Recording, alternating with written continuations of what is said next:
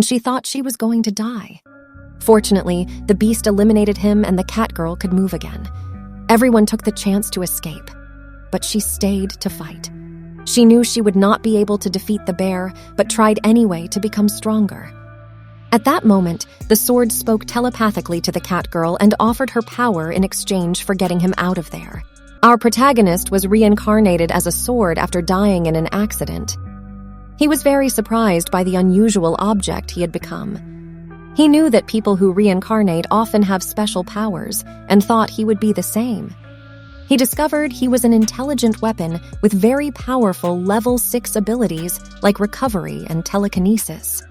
From his appearance, he seemed like a legendary weapon that only shows up in a video game at unique moments. At that moment, some goblins tried to take him from that place to become their wielders. But he did not want that and was going to teach them a lesson. He used his telekinesis to move through the air and took out one of them. He realized he could steal abilities from his enemies, and that made him feel powerful. He was very excited, but felt a bit lonely because he did not have a wielder, so he decided to improve his skills until the right person came along.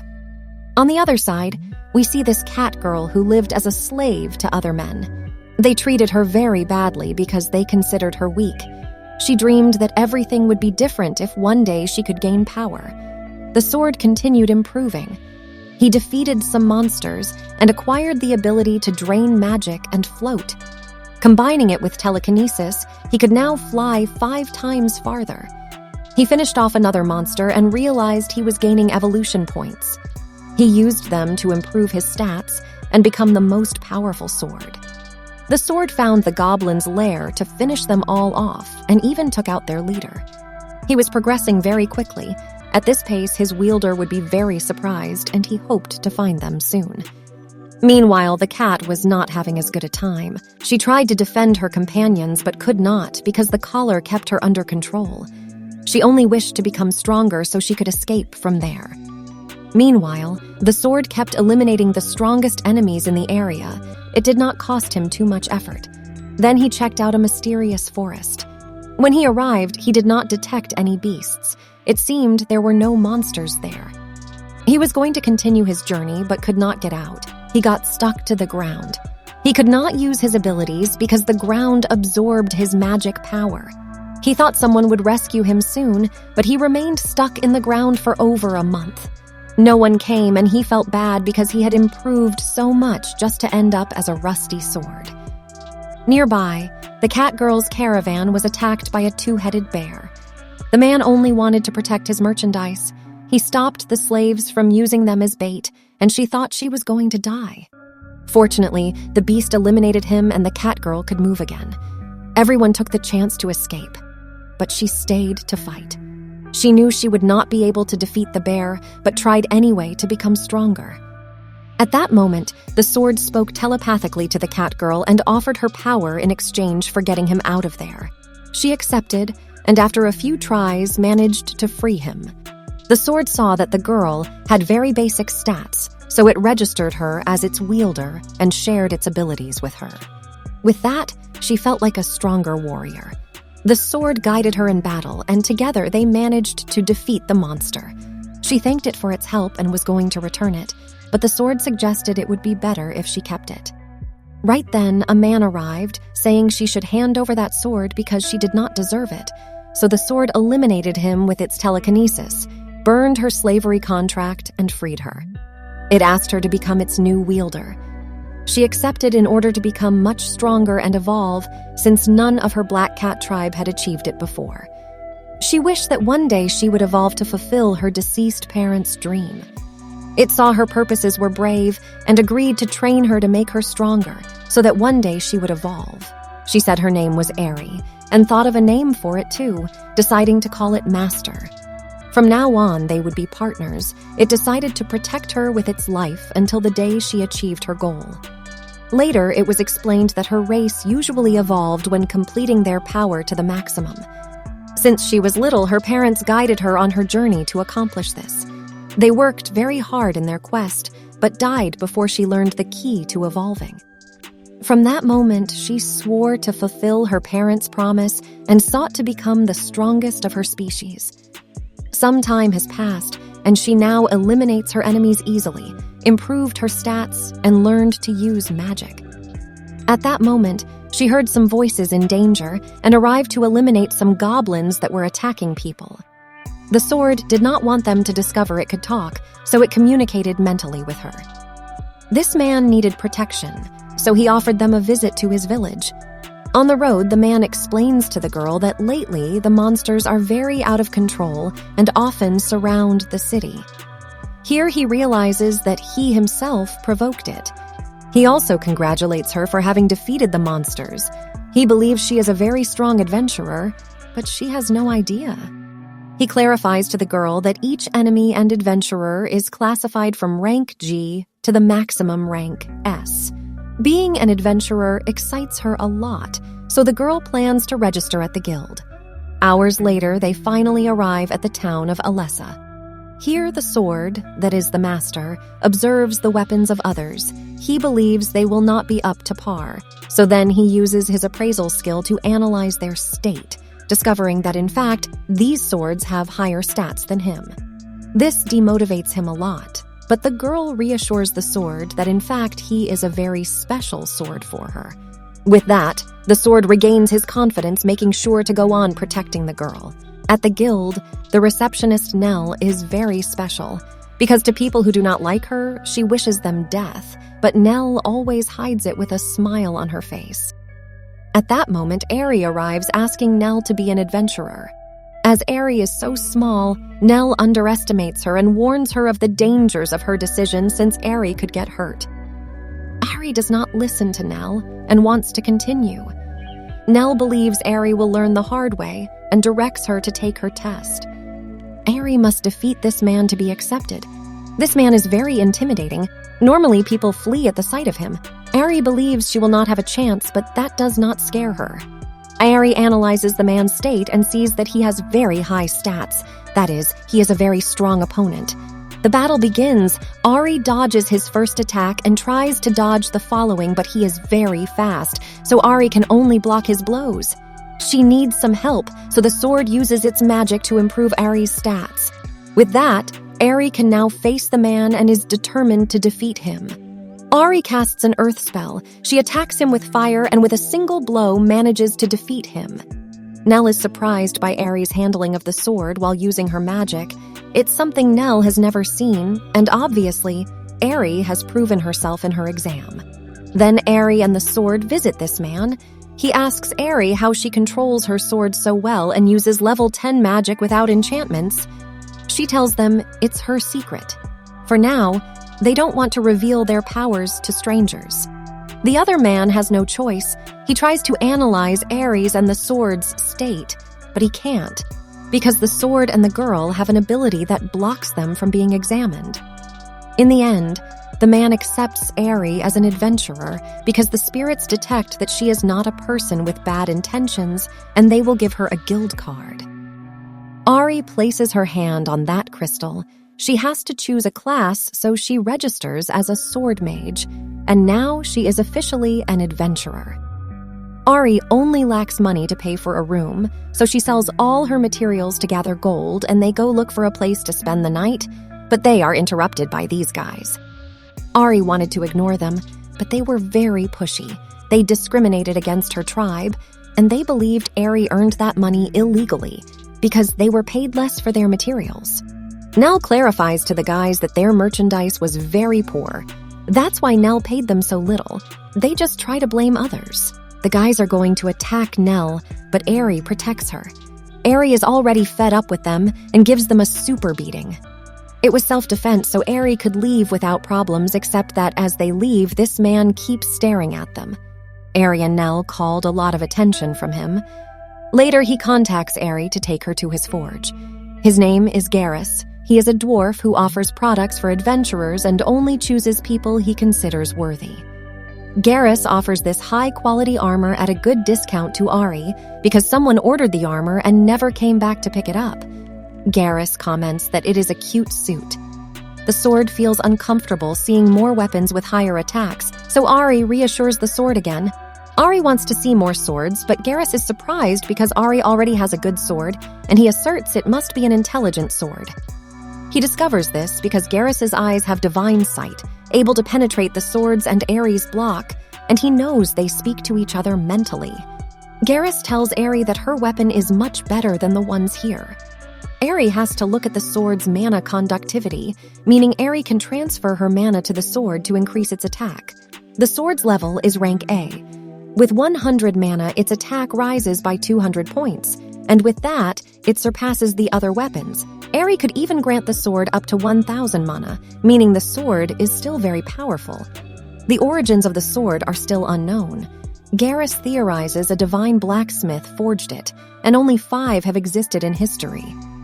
Garrus sees the sword as just shy of being considered a legendary weapon, since in the past, Garrus witnessed true legendary weapons. In the end, Ari gives all her materials to Garrus, so he can craft stronger equipment, and Garrus will deliver them in a month. On her journey, Ari visits a clothing store to get new outfits and some things to prepare her food. She finds an inn to stay at. Ari sees her room and gets very excited. She's never had such a comfortable room before. She is very grateful to her master, the sword, and hopes to continue together for a long time. Later, Ari prepares her food. She likes the taste. Ari and the sword also agree to use their evolution points to improve Ari's healing magic, since in their last fight, her opponent could regenerate faster. In the conversation, Ari falls asleep, while elsewhere we see some goblins planning something. The next day, they are collecting ingredients to complete their missions. Ari thinks she's enjoying it, but the tasks are very boring. Just then, Ari hears someone in danger, some adventurers fighting goblins. They are in trouble, so Ari takes care of eliminating them using earth magic to not damage the forest, and then Ari heals the adventurers with her regeneration spell. Here, one of the adventurers comments that the goblins are of a higher rank and believes it's a goblin stampede. When too many goblins appear, their king is probably nearby. The threat level of goblins is rank D, but when descendants of the queen appear, they are called hawk goblins. Their growth rate is very fast, rising to rank C, and they gather in hordes to invade territories. The adventurers must warn their village, but Ari is going to stay and defeat the remaining goblins so the adventurers can escape. In this battle against the goblins, Ari rises to level 8. It seems she will finish, but more and more goblins keep appearing. Her master, the sword, suggests they retreat, but Ari does not want to flee again. To become stronger, Ari must keep pushing her limits, and she stays all afternoon until defeating the last goblin. Later, Ari and the sword go with Garrus to repair Ari's equipment, since they located a dungeon where dangerous goblins are found, and they must be prepared for battle. So Garrus restores Ari's armor with this special crystal. Garrus explains to Ari that the dungeons were created by the goddess of chaos to test humanity. Inside, there is a special core that turns nearby creatures into relatives of the chaos god, where very powerful monsters are and treasures as a reward. Later, the sword checks Ari's state, realizing they granted Ari the title of Goblin Slayer, but she doesn't seem to care. She just wants to relax and asks to bathe together with the sword. Ari was washing the sword, but Nell interrupted them for Ari to take out her sword because weapons aren't allowed there. Nell takes the chance to explain to Ari about the goddess of chaos. She explains this world was created by 10 main gods, then the underworld god created the cycle and established the laws of the world, since his descendants took care of painting the rest of the colors, and they called the goddess of chaos sowed chaos in the world so that society could develop and progress, would not stagnate. It is believed that dungeons were one of her creations. There was also a god of war, but he became corrupted by evil. They had to cut his body into pieces and seal it away from this world. Only a few remaining pieces were left, and from them were born the monsters that Ari faced. Those monsters are evil, because they are descendants of an evil god.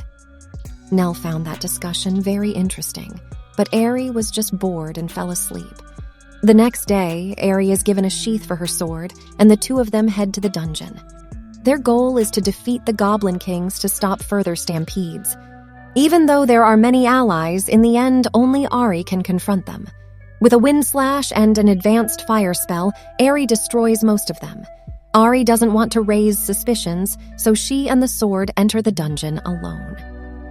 Once inside, Eri starts defeating the low-level goblins. The sword advises Eri not to overexert herself, and if they get in trouble, they can escape with this magic feather. In this way, Ari defeats the low-level goblins and opens her inner crystals, while the sword uses its parallel thinking spell on the remaining goblins. By the way, there is another group behind them who are surprised by the number of goblins Ari defeated alone. If Ari keeps going deeper, she could get into trouble, so they are going to catch up to her. Returning to Ari and the sword, we see they have found the Goblin King and Queen, who should be very strong opponents. In that case, the sword casts a fire spell to distract them, except that attack was so powerful it killed them already. Ari feels sad because she wanted to fight the Goblin royalty. However, their mission isn't over yet, because Ari and the sword must find the dungeon master.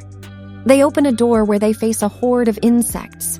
There are so many and they keep appearing, so Ari destroys their summoner leader. Essentially, this was a bonus stage for Ari and the sword to level up, because the real dungeon master is behind that door. But before entering, the sword wants to temporarily empower Ari more. It improves Ari's resistance to abnormal conditions, heightens her senses to boost her reflexes, enhances her physical strength, and increases her regeneration so her wounds recover quickly. To motivate her even more, the sword promises Ari that if they complete their mission, it will make her its best dish. A dessert that Ari has never tasted before, so Ari is excited to eat it. So Ari enters through the door where the real dungeon boss awaits her. The sword analyzes the enemy's condition, realizing it is a high-rank demon, a dangerous monster that could cause big problems. There is also another, weaker goblin who is the actual dungeon master they are looking for. He was the one who brought the giant demon to this world, though the big demon didn't like following his orders. The goblins, that is. Once they engage, they discover the demon's sword has a lot of power. Luckily, Ari has better mastery of her own sword. In that case, the demon teleports to distract them and wounds Ari's arm, though it's not serious since the sword quickly heals her injuries. They need to be more careful. The sword finds out the demon uses shadows to move. It's stronger than they thought. The sword suggests to Ari that they retreat, but she prefers to stay since they must defeat it. However, things get complicated when the demon temporarily steals some magical abilities. Ari blocks a strike and manages to injure the demon. She wonders if its skill worked, but she still retains her powers shared with the sword. They're relieved the demon couldn't steal all their powers. In this case, the demon gets angry and unleashes a powerful spell. Ari takes damage from the explosion. The sword again suggests escaping, but Ari refuses. She can't leave this demon alive when it might someday hurt others. They must find another solution to defeat it. The sword realizes the demon is protecting the other goblin, so Ari and the sword devise a plan. They distract the demon and manage to destroy the goblin master's inner crystal. In this way, the demon is defeated without needing to destroy it directly. The downside is the sword used up all its magical power and started weakening. Ari becomes sad thinking the sword could disappear, but there's no need to worry so much since it has healing abilities and can regenerate after a well-deserved rest. After that, there's the remaining goblin, and since it's a weak fighter, they easily defeat it. As a result, they finally complete the dungeon. At that moment, the other adventurers arrive, who are impressed Ari defeated the dungeon master alone. The adventurers' leader congratulates Ari, but also scolds her because she shouldn't have acted alone on her own accord. So he lectures her all day long. Hours later, we're told Ari is now level 25. She's almost as strong as the adventurer's leader, and the sword also increased its stats. Now, most importantly, when they return, the sword will prepare the curry it promised her. Ari is very excited to try it. She also uses her points to improve her skills, gaining the skill, Elemental Sword, which allows her to temporarily imbue her sword with elements. With her remaining points, they gain the demon's skill and can now steal abilities from enemies, though they have to wait about 18 days before using it again. Later that night, she meets with the guild leader. He congratulates her and is grateful. However, he asks her where the demon's inner crystal is. Ari responds that it simply got destroyed when she defeated it. The leader trusts her words, but there is another person who doesn't. This man named August arrives and claims he's no genius, but he knows she's lying to them. Here they wonder who this guy is. His name is August. He's the vice captain of the Knights. He's a noble who doesn't like adventurers and claims Ari is lying because he has an ability that lets him detect deception. Look, our protagonists are telling the truth. What happens is this guy abuses his ability to falsely accuse people and always gets away with it. Luckily, the guild leader knows Ari is truthful. She completed the dungeon alone, and she has no reason to lie to them. This upsets August, who threatens they shouldn't oppose the Knights. This man is despicable and a bad person, the perfect target for Ari to test her new skill. Ari casts a spell and steals his deception ability, which makes him doubt his accusations. He starts getting nervous and flees. The guild leader explains to us this man often hires adventurers to defeat high-ranking monsters, avoiding fighting himself and leveling up through shared experience. As a reward for Ari's mission, the guild leader promotes her to rank C. They celebrate her success with a party, but Ari ends up exhausted. The next day, the sword has an unusual dream and some people speak to it. It wakes up wondering what that could have been. When they are alone, the sword prepares the curry it had promised Ari. She tastes it and really likes it. In fact, she liked it so much that she spent nearly a week gathering ingredients to improve the flavor and continued enjoying it. When they return, the gatekeeper informs them Vice Captain August is looking for them. It seems they angered him and August behaved inappropriately with royalty, so they must be careful. He wants to eliminate Ari with the help of the blue cat. Blue cats are enemies of Ari's race, which infuriates her. Many years ago, the blue cats deceived the black cats and reduced them to slavery. Ari feels great anger because when she was a child, the blue cats attacked her parents several times, which explains why she was initially a slave to someone else. The sword motivates Ari to not feel fear, giving her a strength she's never felt before. Ari is determined to punish the blue cat for the number of black cats he's killed. She wants him to pay for his crimes and can't allow him to remain alive. She has always wished to change the situation of her race, prove that black cats can also achieve great things, and stop being slaves. The sword understands her feelings and accepts her decision. Together, they eliminate the blue cat. Then they head for August, but at that moment, a water spirit approaches the guild leader. The leader asks them not to kill him and explains his father asked him to stop August. Previously, August was arrested for offending royalty, but managed to escape with a large amount of money. In summary, August sought revenge on Ari and then disappeared. Since his plan failed, he will likely now face severe punishment. As a reward, Ari was given money on the condition she keeps this matter secret. She agrees and gets ready to collect her reward, but just then she bumps into an elf woman. This lady looks at her and suddenly claims to be her mother. Ari knows this isn't true since her parents are deceased. This woman is confusing her and Ari tries to break free but can't due to the incredible strength of this woman named Amanda, a 58-year-old half-elf. Despite her age, Amanda looks surprisingly young and attractive due to her rank A status.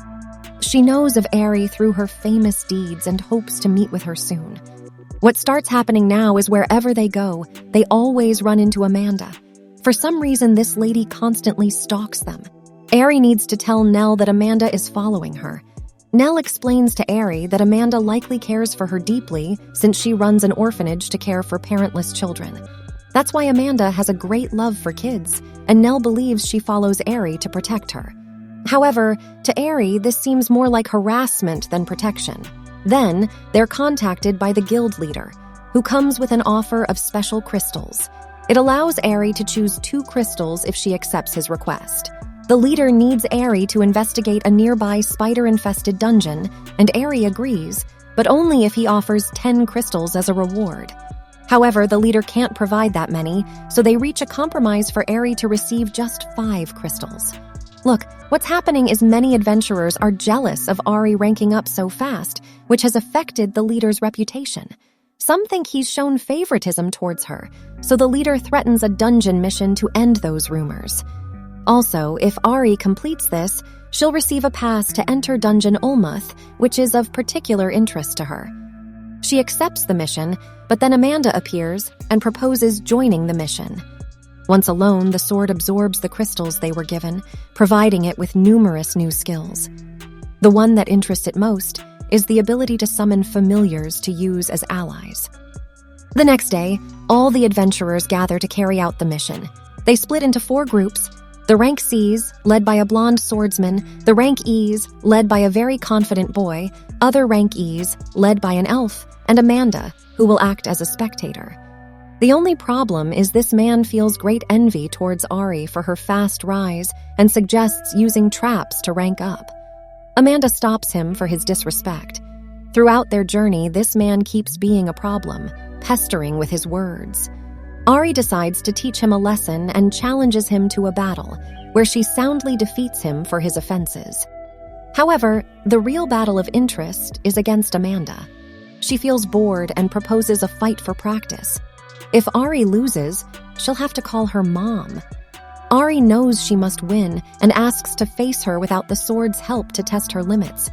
Amanda uses a magic whip as a weapon, complicating the battle due to its versatility. Things get complicated when Amanda transfers mana into her whip, making its movements unpredictable. Ari activates her wind magic to get close, suffers damage, but gets near enough to cast a fire spell from behind. Though they think they defeated her, Amanda survives due to her skill at blocking spells. Hours later, Ari wakes up, acknowledging Amanda's strength and fulfilling her part of the deal by calling her mom for losing the fight. This exciting scene earns the others' respect. Finally, they get ready to venture into the dungeon.